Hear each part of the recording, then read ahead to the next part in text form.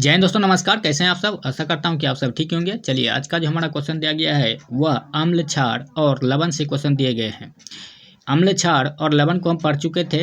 अब टेस्ट करेंगे कि किस पदार्थ का पीएच मान कितना होता है। वह अम्ल है या क्षार है या लवण है, उसको टेस्ट करेंगे। तो दिया गया है पीएच मान क्या है।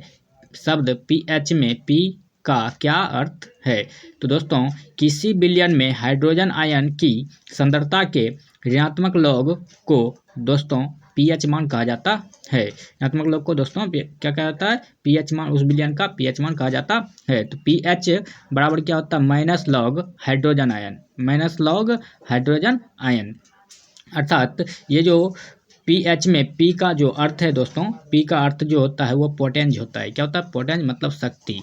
तो पीएच के आधार पर कहता है कि अम्लीय विलयन का जो है दोस्तों पीएच मान जो होता है वह 7 से कम होता है। क्षारीय विलयन का दोस्तों पीएच मान जो होता है वह 7 से अधिक होता है। क्षारीय विलयन का पीएच मान दोस्तों 7 से अधिक होता है। उदासीन विलयन का पीएच मान दोस्तों, उदासीन विलयन का पीएच मान जो है दोस्तों वह जो होता है 7 होता है।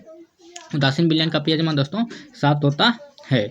लिटमस पत्र समझते हैं। लिटमस पत्र क्या होता है और इसका उपयोग कहाँ किया जाता है। तो लिटमस पत्र जो होता है दोस्तों वह एक सूचक होता है जो रंग परिवर्तन द्वारा किसी विलयन के अम्लीय, क्षारीय एवं उदासीन होने की सूचना देता है। उसी को दोस्तों लिटमस पत्र कहा जाता है। लिटमस पत्र से पता लगाया जाता है कि कौन वस्तु जो है अम्ल है कि क्षार है कि लवण है। तो अम्लीय विलयन नीले लिटमस पत्र को दोस्तों वह जो है नीले लिटमस पत्र को क्या कर देता है दोस्तों? क्या कर देता है? तो अम्ल विलयन दोस्तों नीले लिटमस पत्र को दोस्तों लाल कर देता है। अम्ल विलयन नीले लिटमस पत्र को दोस्तों लाल कर देता है। ये आप याद रखिएगा, ये सब क्वेश्चन पूछा जाता है आपके बोर्ड एग्जाम में।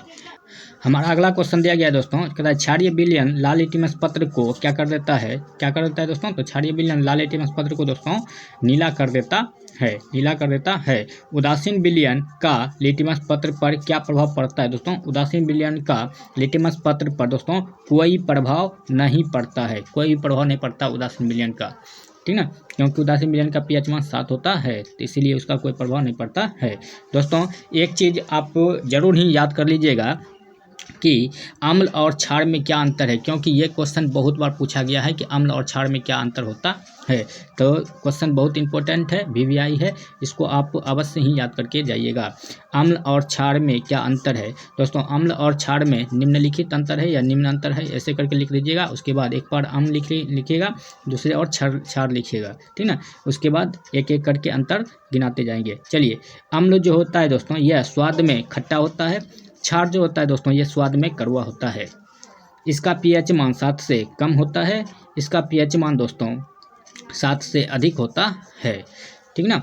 अब देखिए आगे कहता है कि यह नीले लिटमस पत्र को दोस्तों अम्ल जो है नीले लिटमस पत्र को लाल कर देता है। यह क्षार दोस्तों यह लाल लिटमस पत्र को नीला कर देता है। उल्टा लिख देना है इसका। अगला देखना है दोस्तों, यह जल में घुलकर हाइड्रोजन आयन प्रदान करता है। हाइड्रोजन आयन प्रदान करता है, जबकि क्षार जो है दोस्तों जल में घुलकर हाइड्रो ऑक्साइड आयन प्रदान करता है। तो इन दोनों का अंतर बहुत इंपॉर्टेंट है और बहुत बार पूछा गया है। तो वीवीआई भी है ये क्वेश्चन, ठीक ना। तो इसको आप अवश्य ही याद कर लेंगे। अम्ल और क्षार में अंतर बहुत इंपॉर्टेंट क्वेश्चन है। चलिए अगले क्वेश्चन की ओर बढ़ते हैं। हमारा अगला क्वेश्चन दिया गया दोस्तों, कहता है लवण। लवण किसको कहते हैं? लवण क्या है? तो लवण अम्ल तथा भस्म से अभिक्रिया के फलस्वरूप बने उदासीन पदार्थ को लवण कहते हैं। इसका अभिक्रिया दिया गया है सोडियम हाइड्रोक्लोरिक अम्ल, जो दोस्तों दोनों में अभिक्रिया करवाया जाता है। तो ये सोडियम क्लोराइड लवण, सोडियम क्लोराइड एक तरह का लवण है और जल बना देता है। उसी तरह पोटेशियम हाइड्रोक्साइड एक क्षार है और सल्फ्यूरिक अम्ल ये अम्ल है। अम्ल और क्षार परस्पर अभिक्रिया करके लवण और जल बनाते हैं। तो लवण K2SO4 पोटेशियम सल्फेट लवण बन गया और जल बन गया। उसी तरह कैल्शियम हाइड्रोक्साइड हाइड्रोक्लोरिक अम्ल से अभिक्रिया करके दोस्तों कैल्शियम क्लोराइड और जल बना देता है। तो इसी तरह अभिक्रिया दिया गया है, आप इस अभिक्रिया को भी याद रखेंगे।